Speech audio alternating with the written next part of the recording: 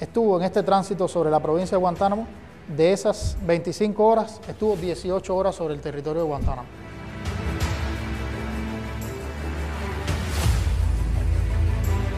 En San Antonio del Sur, por ejemplo, hubo 427 milímetros de lluvia, un lugar donde normalmente no llueve así, en poco tiempo, en periodos cortos.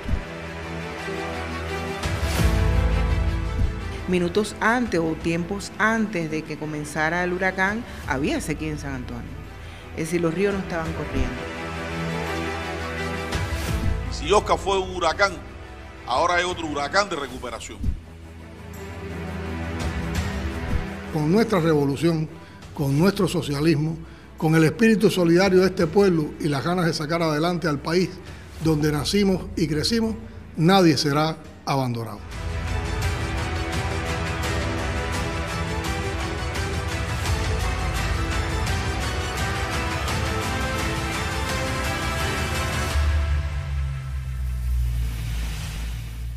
Un saludo para quienes nos siguen cotidianamente en nuestros podcasts desde cualquiera de las plataformas.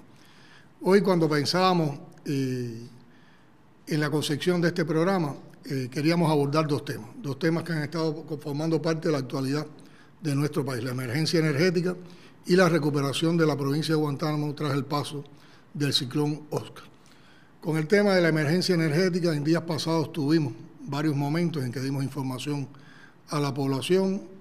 Estamos atravesando una semana después de haber superado esa emergencia energética, también de tensiones. El próximo martes aprobaremos en el Consejo de Ministros un programa de gobierno para dar solución con acciones a corto, mediano y largo plazo, garantizar la estabilidad del sistema electroenergético nacional, y les proponemos entonces pasar ese tema para un podcast la próxima semana y dedicar hoy todo el tiempo, el espacio, a despejar dudas sobre el paso del huracán Oscar por Cuba, los daños y los avances que ya se palpan en la recuperación. Para hablar sobre estos temas, invitamos a un joven meteorólogo, Elier Pila, al primer coronel Luis Ángel Macareño, segundo jefe del Estado Mayor de la Defensa Civil, y a la viceprimera ministra Inés María Chapman, quien ha estado como formando parte del grupo de dirección avanzado que enviamos antes de que se iniciara el paso del huracán Oscar por Guantánamo para que apoyara las actividades de dirección de conjunto con los factores de la provincia y los municipios. Y desde Guantánamo, por supuesto, estamos en comunicación con el jefe del Consejo de Defensa Provincial, Joel Pérez, primer secretario del partido en esta provincia. Vamos a comenzar con el tema meteorológico y precisamente con Elier. Elier, sería bueno recapitular la historia del huracán Oscar, su formación y su evolución. ¿Qué tan predecible eran Oscar y sus daños para la región oriental y particularmente las zonas montañosas de Guantánamo, donde más duro golpeó? Siempre hemos oído que las montañas debilitan a los ciclones, entonces ¿por qué hizo tanto daño en zonas eminentemente montañosas? Bien, un saludo a los que nos acompañan ahora en este podcast. Vamos a hacer una breve reseña de la historia de este huracán. Se formó el día 19 de octubre a las 11 de la mañana.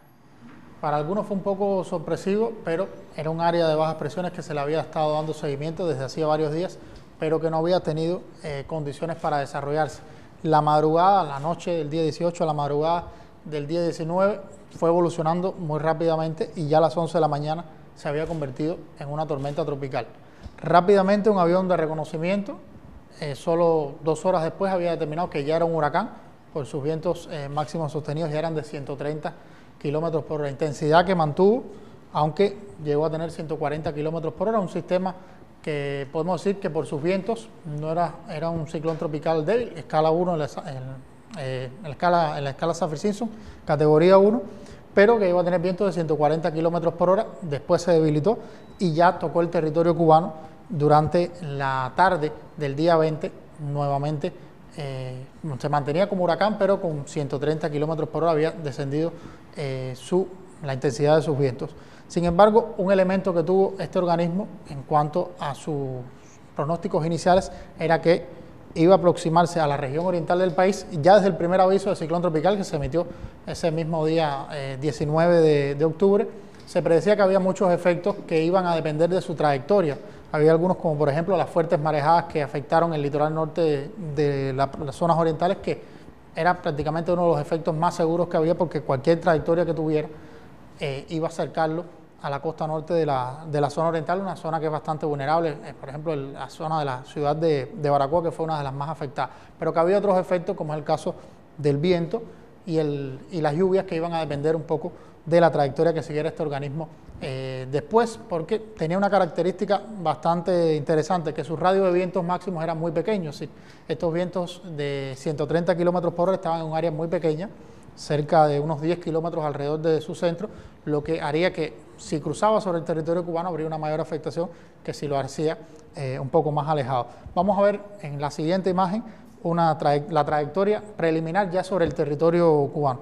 Les decía que se aproximó en horas ya del día 20 y llegó a tocar tierra cerca de las 6 de la tarde, aproximadamente unos minutos antes de las 6 de la tarde, en la bahía de Mata, ligeramente hacia el este de la ciudad de Baracoa, como huracán categoría 1, 130 kilómetros por hora, y aquí tenemos su recorrido a través primeramente de la provincia de Guantánamo, luego pues ligeramente un poco sobre la provincia de Santiago de Cuba y luego en el territorio de Holguín, para salir cerca unos minutos antes de las 7 de la noche por un punto muy próximo al oeste de la ciudad de Jibán en Holguín, ya como tormenta tropical, es decir, transitó como huracán ya en horas de la noche o la madrugada del día 21, se había debilitado bastante, precisamente por la interacción con las zonas montañosas de esa parte del país, y ya después estuvo transitando como una tormenta tropical bastante débil. Es interesante, sobre todo de este organismo, la velocidad de traslación tan lenta que tuvo. Entre este punto de entrada y el punto de salida hay aproximadamente unos 250 kilómetros de recorrido sobre el territorio cubano, y lo hizo en 25 horas, es decir, a una velocidad promedio de solo 10 kilómetros por hora. Porque a partir de que tocó tierra, incluso en horas de la madrugada, que es cuando estuvo dando precisamente las lluvias más fuertes en esta parte de la zona de Guantánamo, tuvo una disminución en su velocidad de traslación que iba a ser de solo 4 kilómetros por hora. Eso, si lo llevamos a un ejemplo un poco más práctico, es más lento que lo que camina una persona como velocidad promedio. Por tanto, prácticamente estaba, pudiéramos decir, que con muy poco movimiento. Y esto, otra cifra que lo ilustra un poquitico más, es que estuvo en este tránsito sobre la provincia de Guantánamo, de esas 25 horas, estuvo 18 horas sobre el territorio de Guantánamo. En esas 18 horas recorrió solamente 120 kilómetros, eso da un promedio incluso más bajo, 7 kilómetros por hora aproximadamente. Y ese fue quizás el factor que hizo un poco más que las precipitaciones fueran un poco más fuertes. Ya una vez que los pronósticos daban que el sistema cruzaría sobre el territorio cubano, ya se empezó a hacer énfasis también pues que las precipitaciones podían ser intensas por la geografía propia de la zona oriental y también el lento movimiento que tenía este sistema. En la próxima imagen vamos a ver precisamente qué ocurrió o qué hizo también que este organismo fuera un poco más, vamos a decir, dañino para el territorio nacional. Acá tenemos uno de los pronósticos iniciales, uno de los habituales conos de trayectoria, donde se veía la trayectoria que podía tener en ese momento, que se preveía en ese momento, que incluso su centro no llegaría a tocar el territorio nacional. Por eso hacíamos énfasis en esos primeros momentos, en esos primeros avisos. Se emitieron un total de 19 avisos de ciclón tropical, fue una información que se mantuvo constantemente, pero en esos primeros su centro podía no cruzar sobre el territorio cubano. Esta es la trayectoria real que hizo, aún dentro del cono, pero mucho más sobre el archipiélago cubano. Esto, pues, además del efecto del mar, también el efecto del viento y de la lluvia, pues lo incentivó un poco más. En la imagen siguiente vemos precisamente el radio de vientos, que era muy pequeño, y cómo estos vientos se quedaron, podemos decirlo de alguna manera bastante coloquial, en la costa norte de la zona oriental. Fue donde se vieron los mayores daños por los vientos, porque una vez que el organismo ya se debilitó, si estos vientos, esta zona, esta franja en rojo, son los vientos con fuerza de huracán, que sí se sintieron en la zona oriental, en el extremo oriental. Las estaciones de Maicí y de Jamal, dos estaciones meteorológicas, registraron vientos con fuerza de huracán, pero a partir de ahí ya los vientos fueron disminuyendo porque el sistema se debilitó bastante y por tanto los daños ya fueron siendo mucho menores, pero sí estaba el efecto de la lluvia.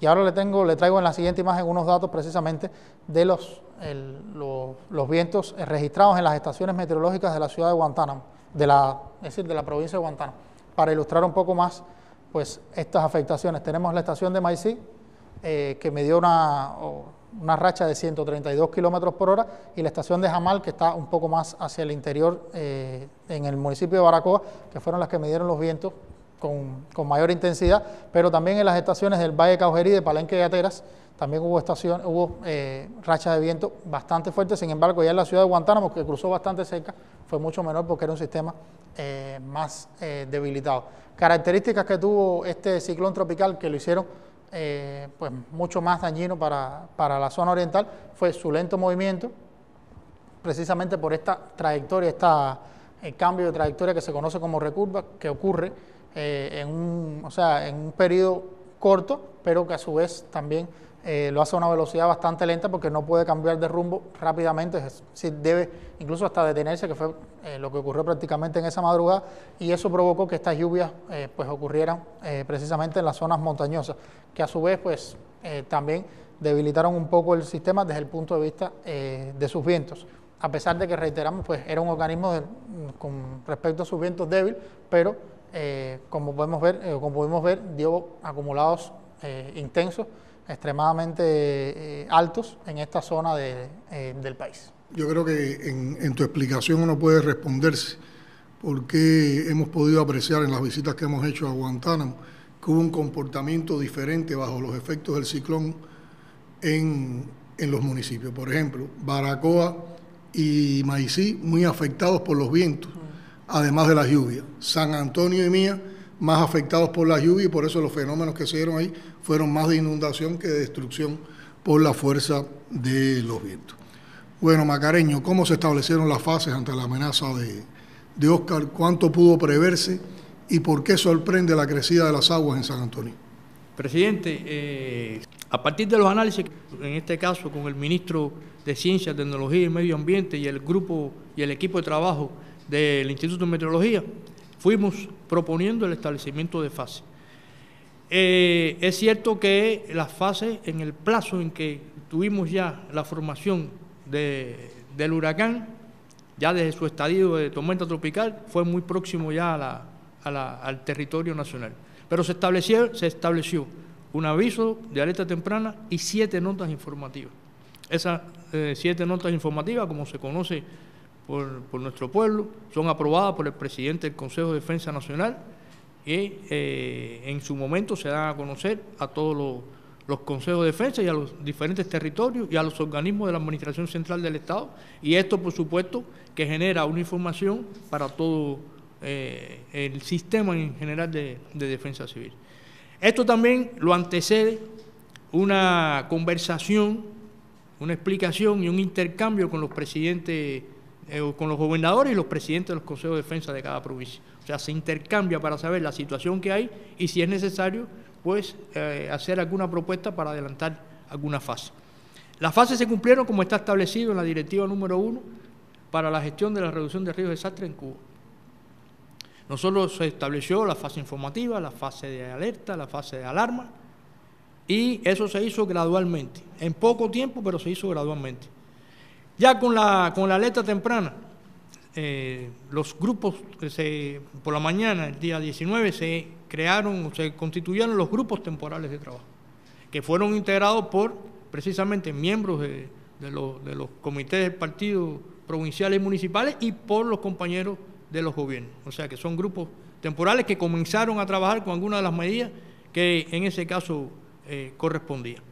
Y posteriormente, cuando se da la fase informativa, se activan los consejos de defensa. Y a partir de ahí comenzaron el trabajo en consejos de defensa.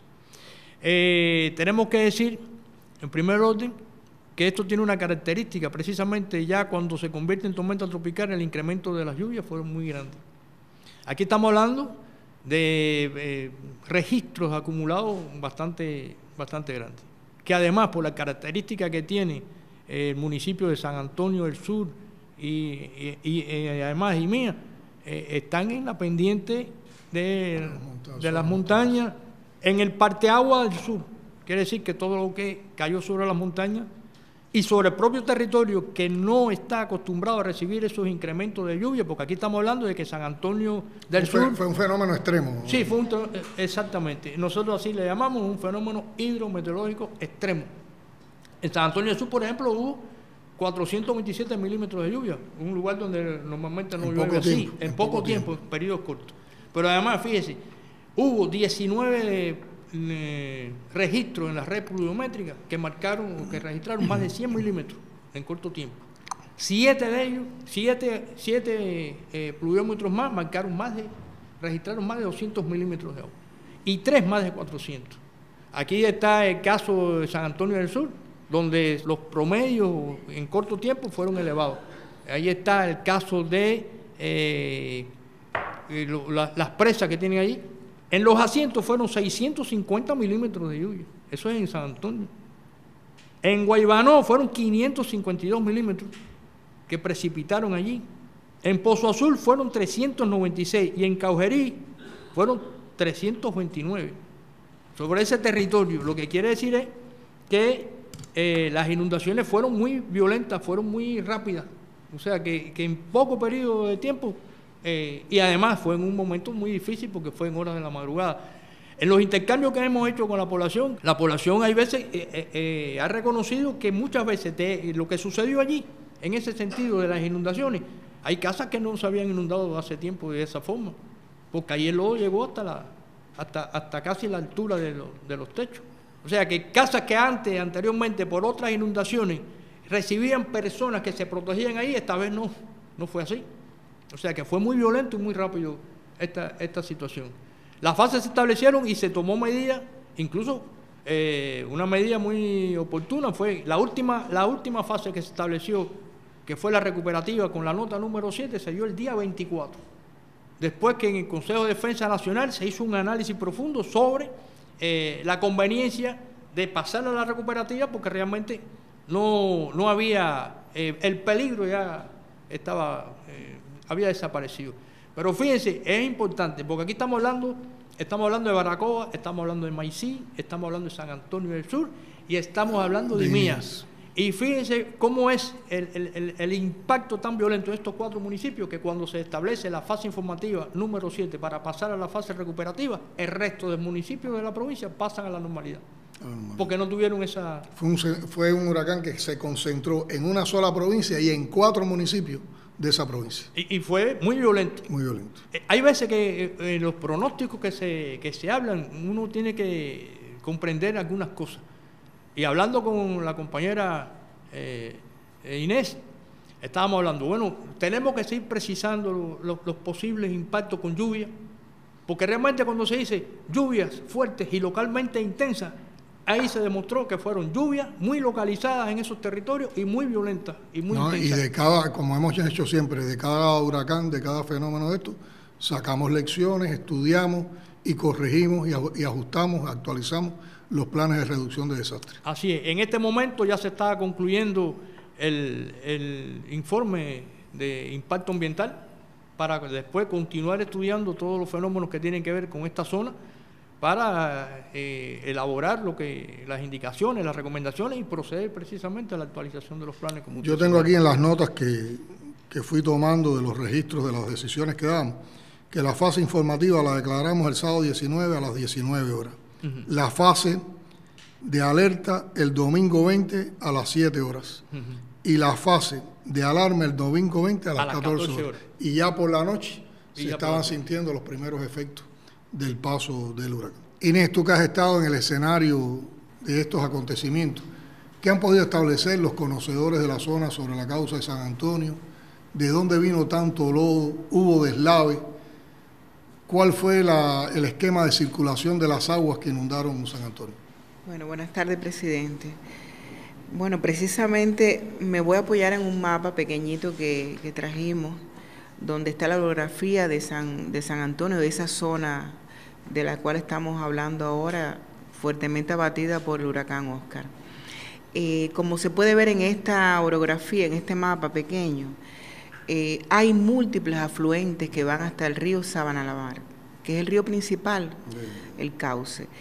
Principalmente identificado 4, pero si podemos ver ahí es como las venas de la tierra que están ahí, que están subterráneos, y que como es como lo hemos clasificado, la zona semidesértica de Cuba, no corren durante todo el tiempo de sequía. Minutos antes o tiempos antes de que comenzara el huracán, había sequía en San Antonio. Es decir, los ríos no estaban corriendo. Y incluso el río principal, Sabana la Mar, tenía muy poco caudal, muy poquito caudal. Cuando cayeron estos volúmenes de agua que estaban explicando, los milímetros, de más de 500 milímetros, nosotros usualmente lo que hemos medido en esta zona es que es hasta 300 milímetros, pero el comportamiento ha sido diferente. Y empezó a correr desde la misma sierra de Puriales, que es donde nace el río Sabana la Mar, y todos los afluentes empezaron a crecer. Es lo que se le conoce a los escurrimientos de la zona montañosa, que son violentos. Ese escurrimiento puede ser subterráneo y superficial, es decir, este río que corre subterráneamente, también superficial, comenzó a escurrir, pero con ello también trajo el deslizamiento de las montañas. Es una característica de su relieve, que es más bien fangoso después que se moja, y suelos plásticos, que eso escurrió hacia la parte de abajo. Es como una copa que tiene la parte de atrás las montañas y tiene la base de la copa al final. Y todo eso corre hacia el fondo. ¿Cuál es el fondo? San Antonio. Pero detrás de San Antonio, es decir, después de San Antonio está el mar. Explica porque ese efecto interesante. Exacto. Lo que pasó con el mar. Magareño decía que, bueno, indudablemente llovió por la madrugada, más intensamente como lo explicaba Elier. Por la madrugada todos conocemos que la marea sube en el mar. El agua de mar es salada, es más densa, y viene el agua del río que escurre. Estaba la lluvia intensa, el agua del río que había crecido el río Sabana la Mar con sus afluentes y el lodo que baja por el deslizamiento de las montañas. Todo eso se unió, fueron muchos factores que se unieron y fueron hacia esa base que es San Antonio. O sea que el mar no dejaba pasar el agua. Indudablemente, como el mar había subido la marea, es más denso, no dejaba salir. Se convirtió en una pared también. Una pared que muchos lo ven, porque generalmente cuando uno está mirando desde una llanura se ve el mar con esa pared. Al chocar, ¿qué hizo el agua? Remansó. Remansó es que el agua va hacia atrás y busca los caminos del agua. El agua es tan tranquila y tan dulce como tan fuerte por la fortaleza que tiene, el peso que tiene el agua. Y tiene un efecto muy destructivo. Empezó a buscar por dónde salir al mar, porque no podía, y empezó a coger todo el área de San Antonio. Por eso es que esa zona baja se inundó completamente y cogió ese nivel. Había lodos nos explicaban las personas ahí en su vivienda y nos enseñaban, de 1,50 de altura. Y por tanto eso no permitió que la gente saliera. Bajo lodo, totalmente bajo lodo. Y eso fue realmente lo que ocurrió ahí en San Antonio. En los estudios hay identificado el tema de los deslaves, pero indudablemente fue mucho mayor. Usted hablaba de qué es lo que hablaban las personas. Las personas dicen, cuando el Matthew ocurrieron inundaciones que no llegaron hasta el gobierno donde estábamos, sino quedaron en Puriales de Caujerí y inundó una parte del pueblo, pero zonas más bajas. Esta vez no fue así. Esta vez fue toda la zona, porque además ocurrió de madrugada. Eso fue exactamente lo que ocurrió, que en otro momento lo hemos explicado y hemos conversado con las personas en el territorio. Inés, yo conozco que por orientaciones del comandante en jefe en los años 80 y 90 del siglo pasado se hicieron estudios sobre las características de la franja costera de Guantánamo, donde se ubica el llamado semidesierto cubano. Pero desde el paso del Matthew se han visto inundaciones y otros fenómenos, como los saltos de agua de Bate el año pasado, que no eran los normales de ocurrencia en esta zona. ¿Qué sabemos de esta zona? ¿Cuántos de esos estudios y sus recomendaciones se han tomado en cuenta para valorar las afectaciones actuales? ¿Cuánto habrá que retomar de esos estudios para las actualizaciones que debemos hacer de los planes de reducción de desastres? Hay varios estudios que se realizaron. El comandante en jefe estuvo en varias ocasiones en San Antonio y el general de residuos también estuvieron de visita ahí, recorriendo la zona, por varios factores, presidente. Primero, es una zona semidesértica, mucha sequía, y había que buscar soluciones para el valle de Caujerí. Un valle muy fértil, por la misma característica del terreno que hemos hablado, pero que no tenía agua. Sin embargo, tenía agua subterránea. Y también tenía las montañas que permitía construir embalses, etcétera. Entonces, hay varios estudios que dan un diagnóstico de la situación de esa zona. Yo tengo uno aquí que busqué, que es público, que está en internet, que es un estudio realizado sobre cuáles son las características del valle, qué hacer, estudios de vulnerabilidad y riesgo de esa zona, que se van actualizando todos los años. Pero recordemos que cuando el MATIU hubo una actualización importante, donde se previó qué debíamos hacer en función de lo que había ocurrido. Después del MATIU comenzó a cambiar también un poco la situación climática del lugar, porque salió la bate-bate con aquella cascada, pero también las lluvias. Después del MATIU hubo 70 días, si mal no recuerdo, que llovía continuamente. Después dejó de llover. Eso ya nos dio una alerta. Quiere decir que hay un cambio en el clima. Hay un cambio en el clima que es parte también del estudio de la tarea vida. Cada año se va actualizando y se va incorporando estas características nuevas para la geografía cubana y para el tema de ese plan de estado, tarea de vida que conocemos, la elevación del nivel del mar, tanto en el norte como en el sur, el tema de las lluvias, cómo ha cambiado la pluviografía. Allá en Baracoa es donde más llueve, sin embargo en San Antonio es donde menos llueve, pero hay un comportamiento ya diferente en Maicí, en Nimías, en Baracoa y en San Antonio del Sur. Y eso se ha ido incorporando en los estudios. Todos los años se hace un estudio y se actualiza como parte de la tarea de vida que todos conocemos, que es el plan de estado de Cuba para enfrentar el cambio climático. El comandante en jefe en su momento, cuando visitó varias veces el lugar, dijo que había que desarrollar todo el tema de los cultivos ahí en el Valle de Caujerí.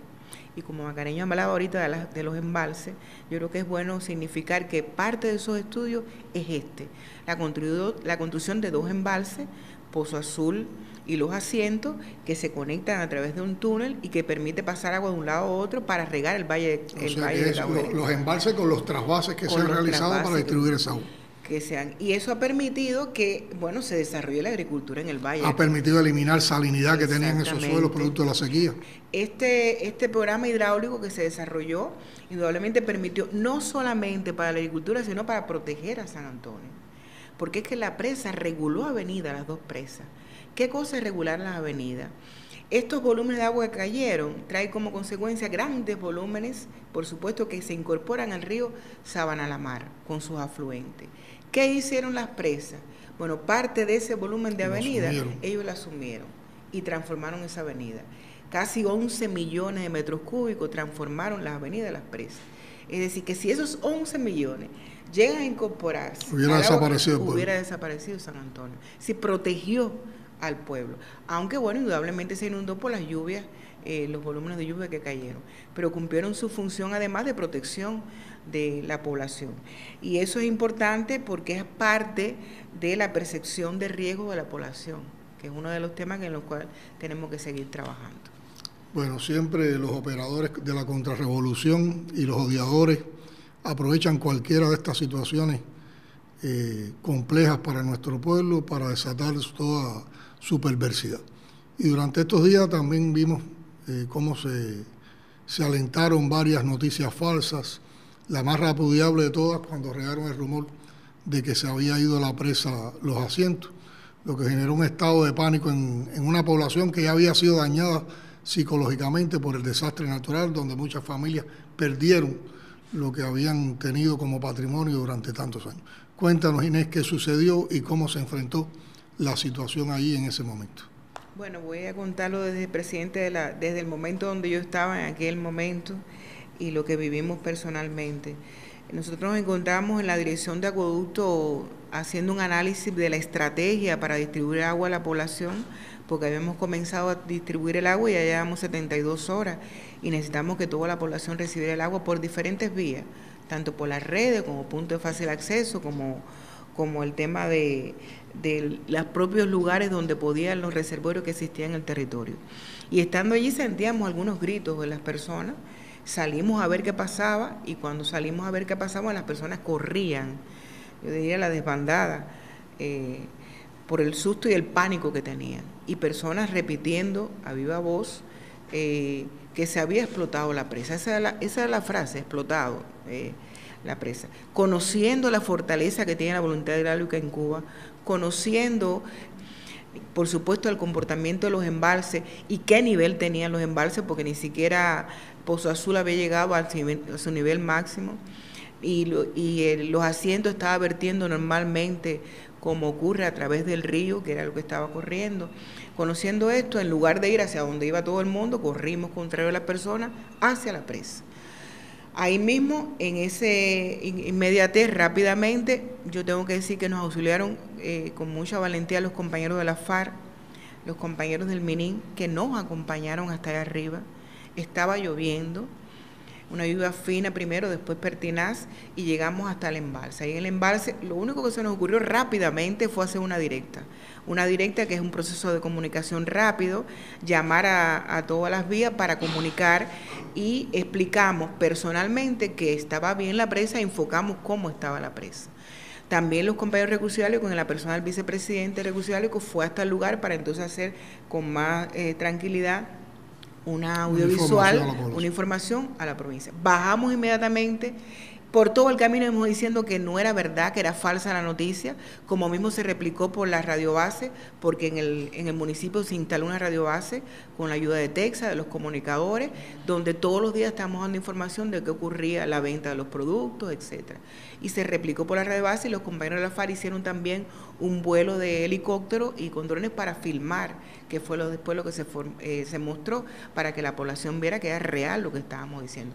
Bajamos inmediatamente, y ahí frente a Texas, donde usted estuvo, que conversó con la población días antes, nos dirigimos a la población, le explicamos que no pasaba nada, nos ayudaron mucho los comunicadores de la televisión, de la radio ahí local y de la provincia de Guantánamo.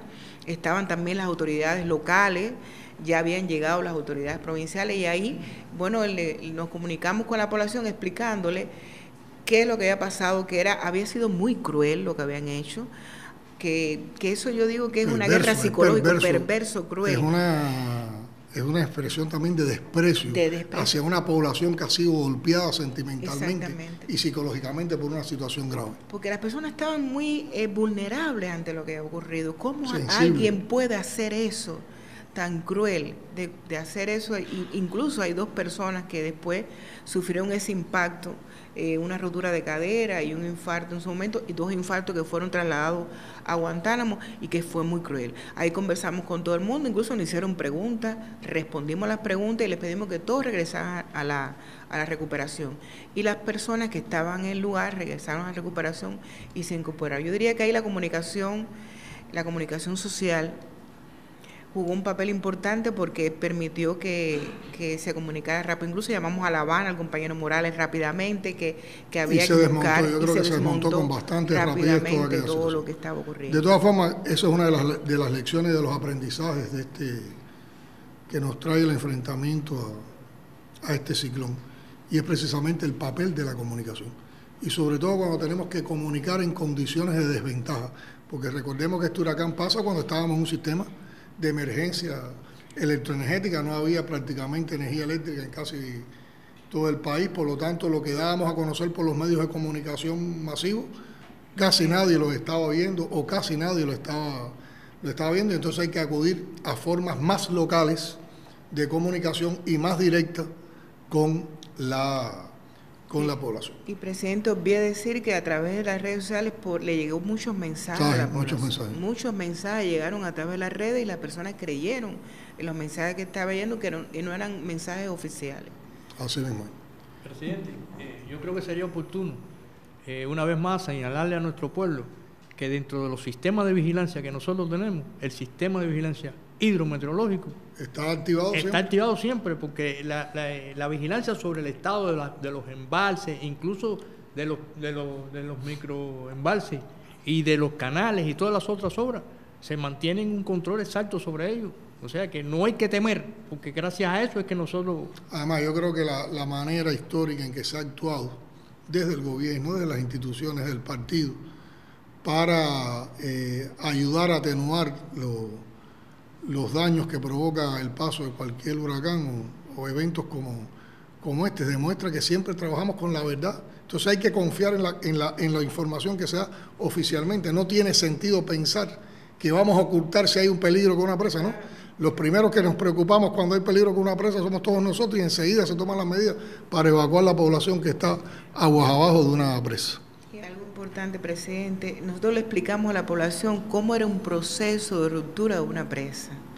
Le explicamos cómo, incluso le pusimos el ejemplo de Lebrija en su momento, cuando el comandante en jefe, cómo se activa el sistema, aun cuando no pasó nada, cómo se activa el sistema, cómo es un proceso de ruptura de una presa, qué cosa es un sifonamiento, cómo ocurre, cuál es la vigilancia visual que se lleva a cabo, cómo hay comunicación desde la presa hacia los lugares para comunicar cualquiera de los elementos, y el tema de la percepción de cada uno de ellos. Fuimos bodega a bodega, que creemos que es un lugar donde se reúnen mucho las personas, y le dijimos a las bodegueras que tenían que ser las comunicadoras sociales para que explicaran esta explicación que le estamos dando ahora a la población, y ellas dijeron, no se preocupen, nosotros nos encargamos. Incluso los políticos de la FARC en sus lugares también hablando con la población, explicándole, porque no teníamos comunicación, tenemos que hacerlo a viva voz. Bueno, por primera vez en estos podcasts vamos a usar la tecnología de las videoconferencias para poder comunicarnos con el primer secretario del Comité Provincial del Partido en Guantánamo.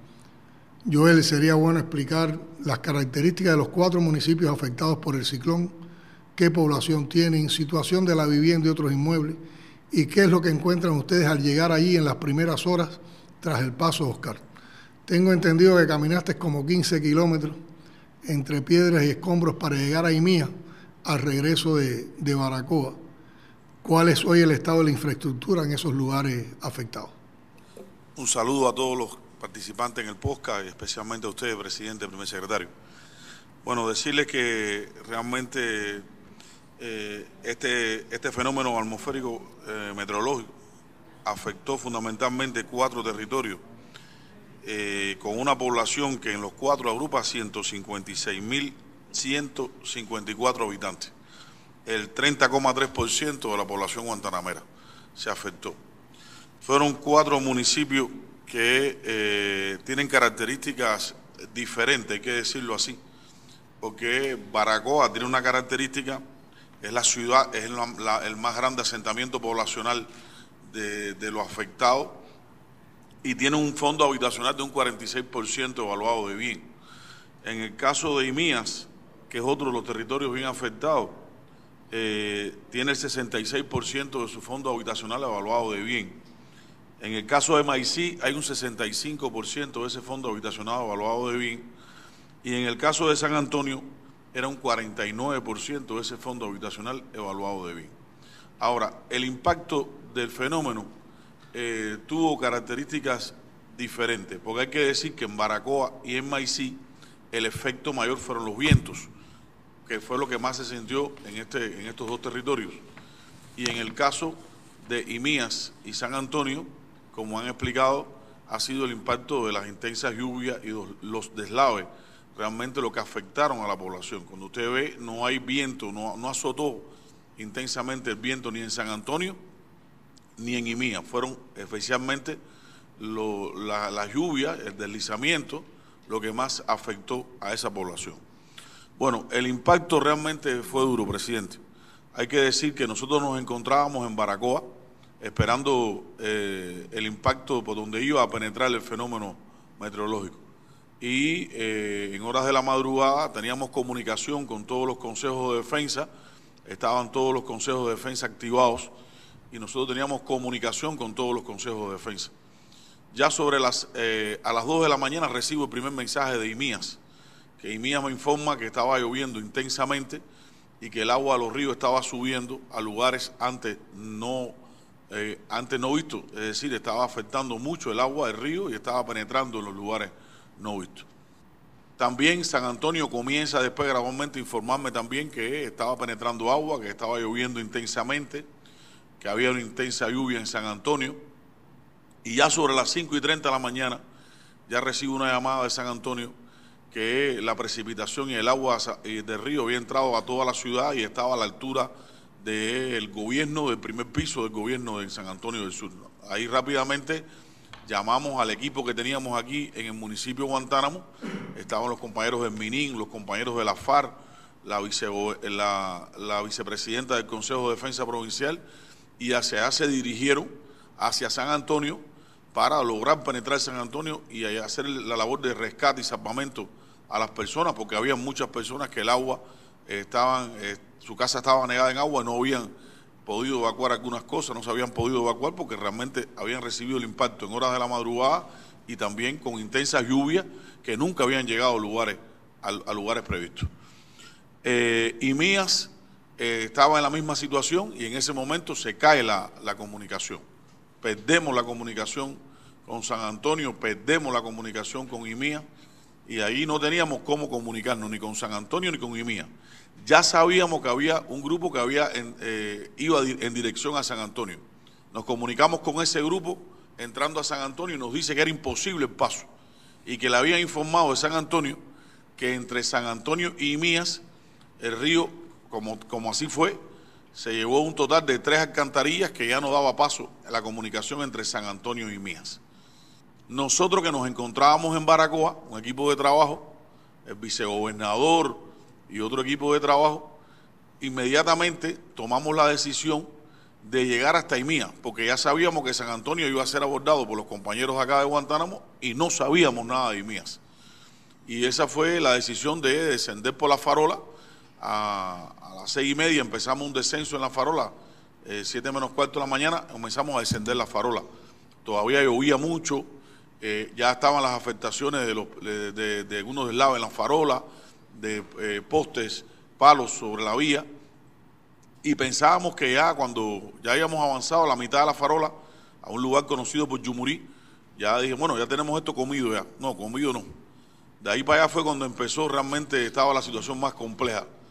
De Yumurí para IMIAS, para llegar a Cajobao, era la peor situación. Ahí había hay que decir algo, Joel, que no lo hemos mencionado, que el daño a las vías de comunicación, a los viales, fue muy abrupto. Sí. Prácticamente todos estos municipios quedaron incomunicados por la destrucción de las obras de fábrica, de los puentes y de las carreteras.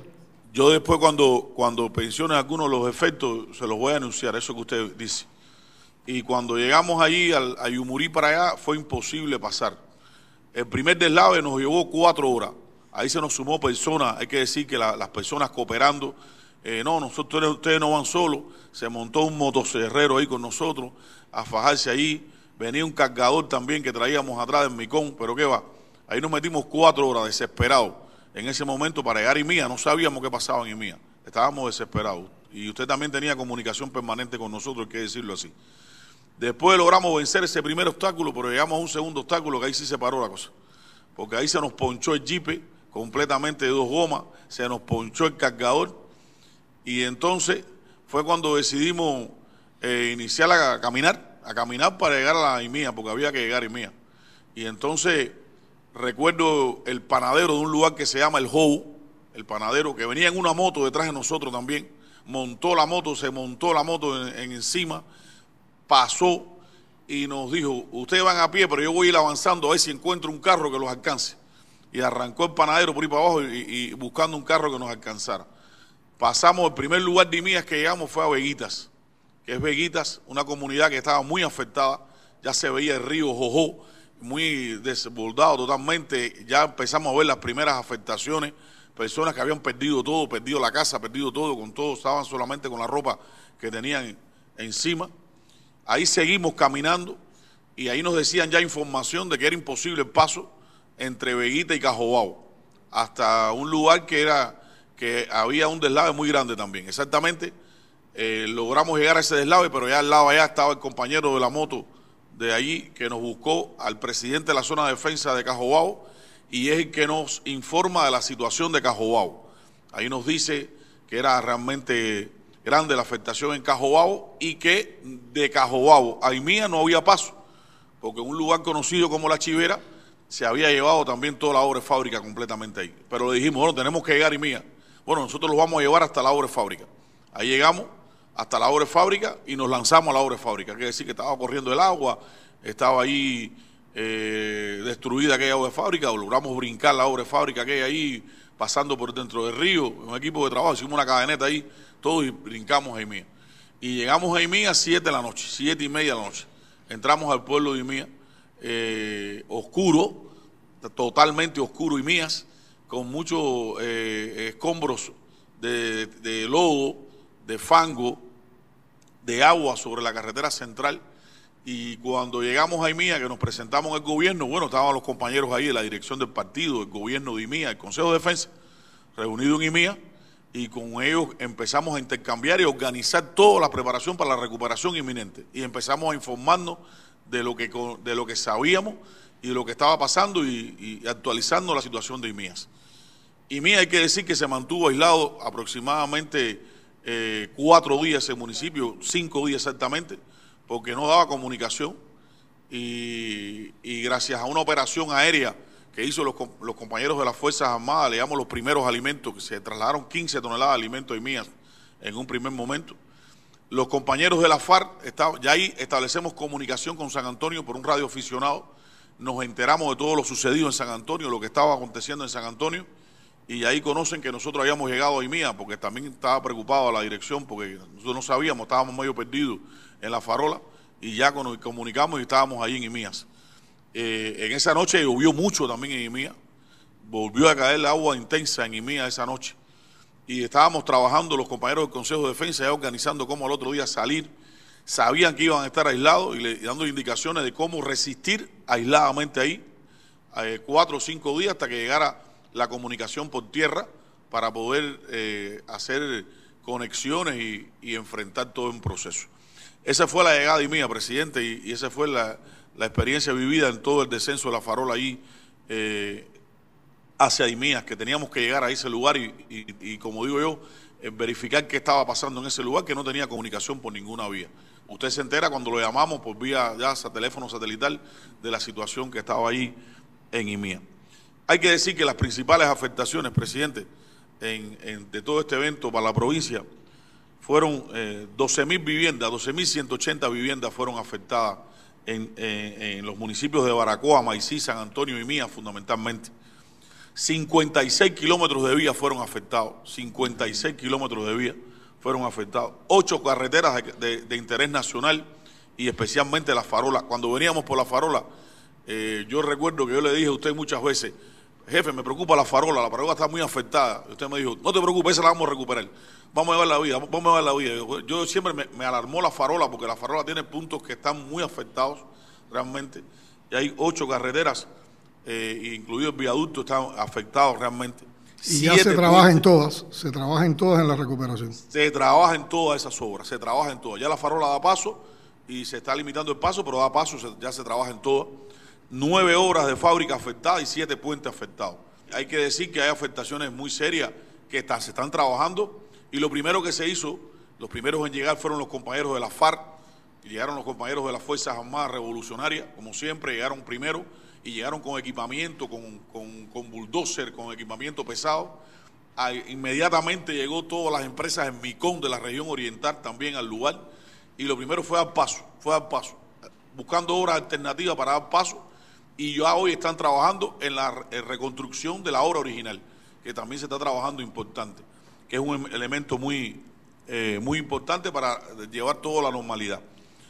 Se afectaron en la agricultura 19.275 hectáreas de diferentes producciones, y entre ellos el café nos afectó 104.592 latas de café afectados. Estábamos en pleno proceso de café, en plena maduración de café, y toda esta lluvia precipitó el café y también hizo que también una maduración que estamos ahora volcados a la recuperación y volcados a la cosecha de café para recuperar todo lo que tenemos. 634 instalaciones estatales se afectaron, fundamentalmente en el sector educacional, en la salud, en el comercio. Hay que decir que, por ejemplo, los 2 policlínicos, tanto el de IMIA y de San Antonio, quedaron totalmente sin servicios, inutilizados. Y hay que decir que hicieron una proeza los compañeros de la salud, porque en medio de esa situación buscaron alternativas. Yo recuerdo llegar a IMIAS y encontrarme en la sala de terapia intensiva en el partido de IMIAS. Ahí se habilitó una sala de terapia intensiva en el partido de IMIAS, y se estaba dando asistencia médica a niños y ancianos en medio de esta situación, porque el lodo entró. Usted pudo apreciar ahí 50 centímetros de lodo dentro de todo el hospital de IMIA, del Policlínico Hospital con cama de hospitalización de IMIAS, Igual pasó en San Antonio, que el agua entró completamente y mojó todos los equipos. También los servicios de electricidad y agua y comunicaciones fueron seriamente afectados. Todos los servicios de agua y comunicación fueron bombeos de agua, quedaron bajo, sistemas de bombeo quedaron bajo agua totalmente. Y también hay que decir que hubo grandes pérdidas y daños a los bienes de consumo de las personas.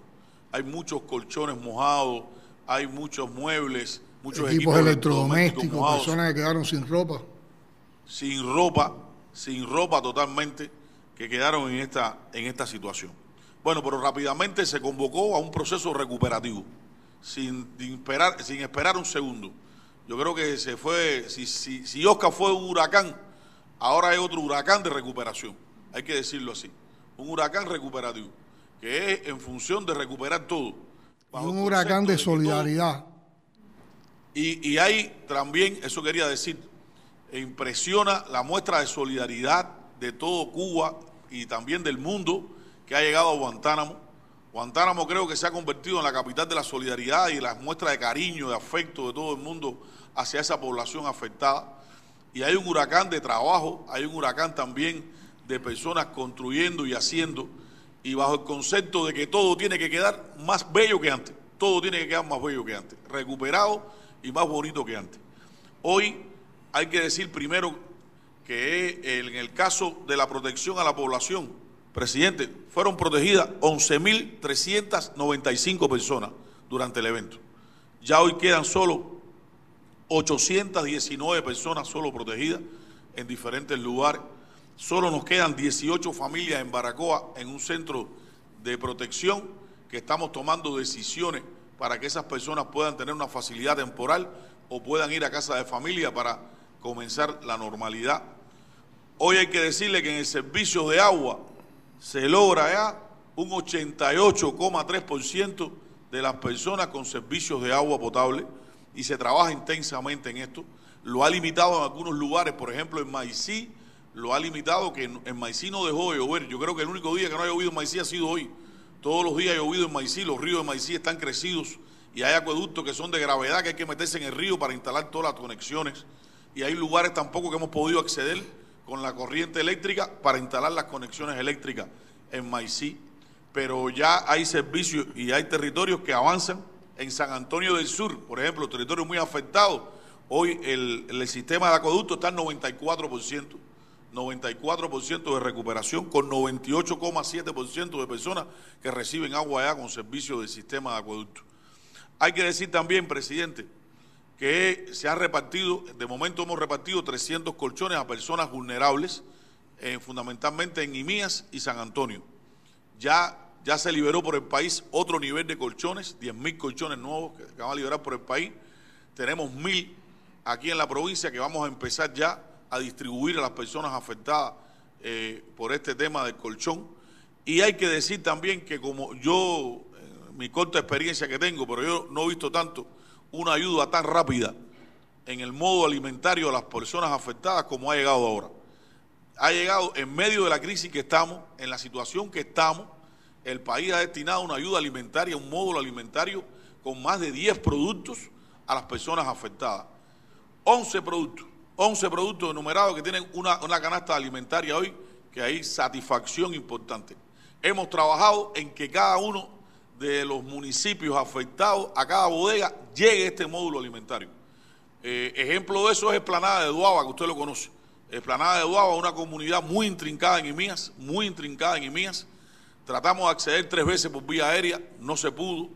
Después, con la ayuda de las Fuerzas Armadas, pudimos acceder con medios de transporte especializados a Esplanada de Duaba y llegar a la comunidad y dejarle ahí el módulo alimentario a las personas, con mucha satisfacción a las personas, con mucho agradecimiento a la revolución y con mucho a lo que se está haciendo también, porque cada cual recibe este módulo alimentario. Otro tema que también se ha trabajado ha sido la recuperación urgente de la agricultura. Hay que trabajar urgentemente en la recuperación de la agricultura. Inés hablaba del Valle de Caujerí, es un polo productivo muy importante afectado, pero se está trabajando con un diseño muy claro de cómo recuperar todo lo que queremos recuperar en el Valle de Caujerí y que el valle siga siendo esplendoroso como ha sido ese valle para los guantanameros y especialmente para los sanantonienses. Otro tema que hemos trabajado con fuerza ha sido la vivienda, presidente. la vivienda. Se habla de 12.610 afectaciones en la vivienda. Ya hoy estamos trabajando urgentemente en las comisiones evaluadoras de daño de la vivienda.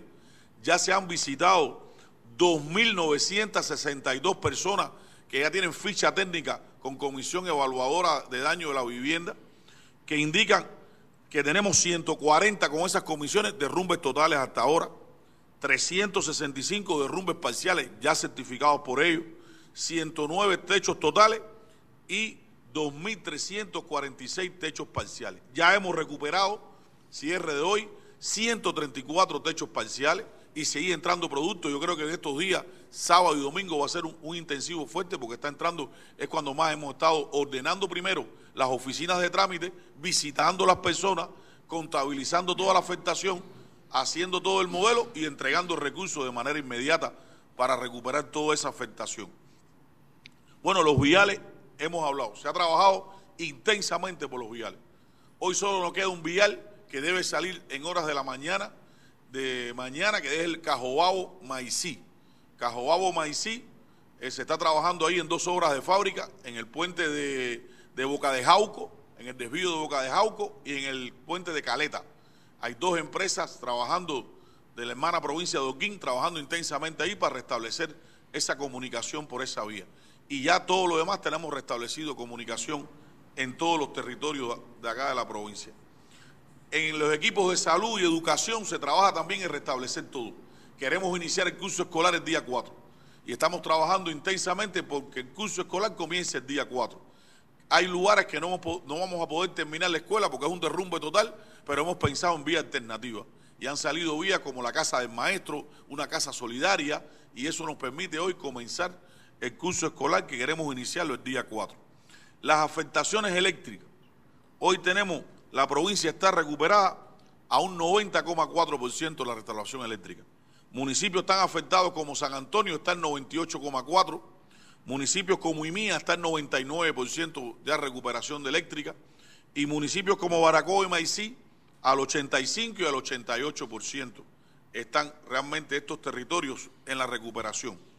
Y así también en los servicios de comunicación que hemos tenido, ya se restableció todo el sistema de fibra óptica y estamos trabajando ahora en la telefonía fija, que ha sido un elemento importante en el cual nosotros seguimos trabajando para restablecer todos los servicios de la telefonía fija. Ha entrado muchos recursos también para recuperación de la vivienda, ha entrado un nivel importante de cemento, plancha de zinc, plancha de fibroasfalto. Hoy estamos entregando 7.500 planchas de fibroasfalto a los organismos para recuperar las escuelas, recuperar algunas entidades como salud pública que no hace falta recuperar para que brinde servicio, y hemos entregado hoy 3.600 a la población para los techos parciales, para recuperar rápido los techos parciales y que las personas no se mojen. Y ahora estamos apreciando la situación que tenemos también en los próximos días y queremos avanzar rápido para que esas personas no se les mojen también lo poco que quedó y avanzar rápido en la recuperación de los techos parciales que hemos estado. Y ha estado presente también los donativos de solidaridad. Yo creo también que ha sido un mar de donaciones de solidaridad populares. Han entrado 18 envíos de donaciones populares por diferentes vías. Han entrado envíos de La Habana, de Holguín, de todas las provincias del país y de todas las organizaciones. Envíos que están yendo rápidamente hacia los territorios, repartiéndose con las personas más afectadas y a las personas que más necesiten. Y también hemos recibido ayuda internacional, que hemos llegado aquí, hay 8 envíos de ayudas internacional, importantes elementos que han llegado también a la provincia para paliar la situación que tienen hoy nuestros pobladores. Esa es la recuperación, como les estoy diciendo, y estamos trabajando intensamente en recuperar y bajo el concepto que usted nos ha enseñado de que todo tiene que quedar mejor que antes y para que siga aguantáramos siendo realmente esa provincia que todos quieren y con el concepto de que juntos podemos más y enfrentaremos también este huracán Óscar. Indudablemente, Joel, se han vivido momentos dramáticos y también intensas jornadas de recuperación ante los efectos devastadores del huracán Óscar por Guantánamo. Y todo esto ha generado historias de vida. Yo no puedo olvidar el primer día, estaba Inés presente y otros compañeros, Brochi, estabas tú, la gobernadora, cuando llegamos a San Antonio y muchas personas nos contaron cómo habían arriesgado sus vidas para salvar a otras personas. No se me pueden olvidar tampoco las imágenes de todo el trabajo de los trabajadores de la salud del Policlínico de San Antonio, lo cual después también vimos en IMIA recuperando las áreas que habían sido inundadas para restaurar los servicios médicos, que nunca se dejaron de dar, pero para que volvieran a su lugar de origen, y todo el nivel de trabajo que ya estaban desarrollando ese día, brigadas de la construcción, brigadas de la electricidad, brigadas de las Fuerzas Armadas Revolucionarias y el Ministerio del Exterior. Y reconocer también el papel del pueblo, que después de un impacto como este, sobrepasó el impacto y se incorporó a las tareas de la recuperación. Y hay que decir que también se ha generado, como tú decías, un huracán de solidaridad. Se han recibido mensajes de más de 40 países con relación a los sucesos del huracán Oscar en Guantánamo. Varios mandatarios de países amigos se han preocupado por la situación y en qué pueden ayudarnos.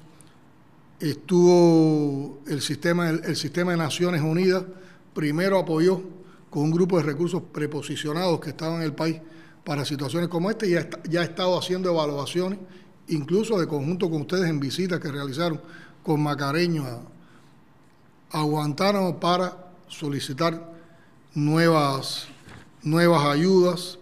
La UNICEF, la OPS, cubanos residentes en el exterior, varios también han apoyado, las MIPYMES, la Oficina de Acción Humanitaria, la Agencia Española de Cooperación Internacional para el Desarrollo, la Sociedad Mercantil de Suministros Eléctricos ECA, empresas de capital extranjero, empresas extranjeras radicadas en Cuba, la Embajada de Bolivia en Cuba, otras empresas también que tienen relaciones con empresas cubanas, donativos financieros recibidos, y por otra parte hay que decir que se ha desatado todo un movimiento a través de nuestras organizaciones de masa de canalización de las donaciones que el pueblo espontáneamente ha estado haciendo para apoyar a los pobladores de la zona afectada. Seguramente octubre de 2024 quedará en nuestra memoria como un mes cargado de desafíos y de angustia, especialmente cuando convergieron en el tiempo la emergencia energética y el impacto del ciclón Oscar, lo que hizo que las dos situaciones acentuaran el sentimiento de vulnerabilidad que provoca la condición de ser una isla. Pero hoy estamos en condiciones de evaluar fríamente los hechos y saltan muchas lecciones a la vista. En primer lugar, como comentaba anteriormente, la comunicación. No puede subestimarse la comunicación. Es una variable que lo atraviesa todo. Y comunicarse es prepararse y preparar a las personas implicadas para enfrentar en mejor situación cualquier eventualidad. Y es evitar además que se generen noticias falsas que elevan aún más los riesgos, como pasó con los que diseminaron la falsa información de que se había ido a la cortina de la presa, o que la presidenta de la Asamblea Municipal había cometido graves errores buscando desacreditación y desconfianza en los órganos de defensa. Los denunciantes, una vez más, demostraron su perversidad cuando acuden a la mentira. Usaron nombres y rostros de la presidenta de la Guantánamo, que no tenía que ver nada con la gestión de ninguno de los municipios afectados. Y así se han diseminado otras fake news que serán, por supuesto, evaluadas, tomadas y enjuiciadas también por la gravedad y la perversidad de esas mentiras. Otros aprendizajes se derivarán de las propias obras de rehabilitación de los municipios. Tenemos que estudiar cómo proceder en la reconstrucción de las viviendas donde ya se produjeron inundaciones, cómo drenar los suelos y vigilar las lluvias. Sabemos que esa es una zona semidesértica y que no son frecuentes las lluvias, pero ya no podemos, con los cambios climáticos, guiarnos por los viejos patrones de comportamiento ante la lluvia.